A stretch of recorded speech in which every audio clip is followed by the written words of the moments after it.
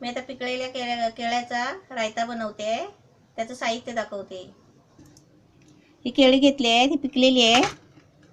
ही अशी पिकलेली आहे, 4 केळी म्हणजे साल काढून घेतलं आहे. अशी म्हणजे जास्त पण पिकलेली नाही घ्यायची, म्हणजे अशी जरा चांगली अशी घ्यायची, व्यवस्थित पिकलेली. आणि त्याच्यासाठी आहे ना, हे मीठ आहे चवीला घ्यायचं, हे पाणी आहे थोडंसं, हे दही आहे अर्धी वाटी, ही साखर आहे, ही मिरची आहे आणि कोथिंबीर आहे. आता मी ते कसं बनवायचं ना ते मी तुम्हाला दाखवते. आता ही केळी आहेत ना, ही सुरी घ्यायची आणि केळ्याची फोडं आहेत ना अशी बारीक बारीक करायची. ही अशी केळी आहेत ना अशी सर्व कापून घ्यायची. ही अशी मी आता कापून घेतली अशी. आणि आता बनवायचं, हे असं मोठं वाटगं घ्यायचं, असं रुंद असं पसरट असं भांडं घ्यायचं. त्याच्यामध्ये हे सर्व असं घ्यायचं. हे असं पसरट भांड्यामध्ये आहे ना असं घ्यायचं साहित्य. आता हे दही घेते, दही घेतलं अर्धी वाटी. त्याच्यामध्ये आहे ना असं 2-3 चमचे पाणी घ्यायचा आणि हे चांगलं आहेत ना असं फेटायचं.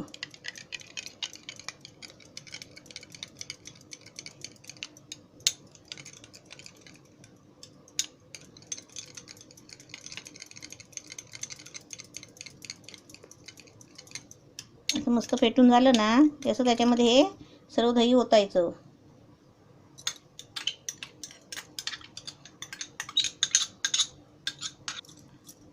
आता याच्यामध्ये आहे ना हे सगळं एक एक साहित्य ओतायचं. हे मिरची 2 घेतली आहे, ही कोथिंबीर आहे, हे मीठ आहे. मीठ म्हणजे असं थोडंसंच घ्यायचं, कारण ते गोड पदार्थ आहे ना. आणि मीठ कशाला घ्यायचं, त्या दही घेतलं आहे ना आपण, म्हणून मीठ घ्यायचं, थोडंसं टाकायचं. आणि त्याच्यामध्ये साखर घ्यायची थोडी, म्हणजे असं 1 चमचा छोटा साखर घ्यायची. आता हे सगळं मिक्स करायचं.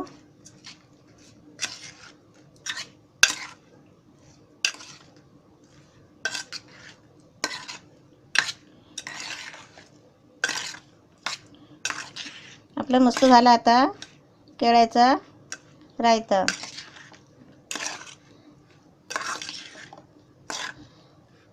हे आपण कसं 2 मिनटं फ्रीजमध्ये ठेवलात ना, थंड करून खाल्ला तरी पण छान लागतो, आणि असा खाल्लात ना तरी पण छान लागतो. हे आपला छान आता मस्त रेडी झालेलं आहे. हे आपला केळ्याचा रायता मस्त छान झालेला आहे. असं तुम्ही पण बनवा आणि मस्त खा.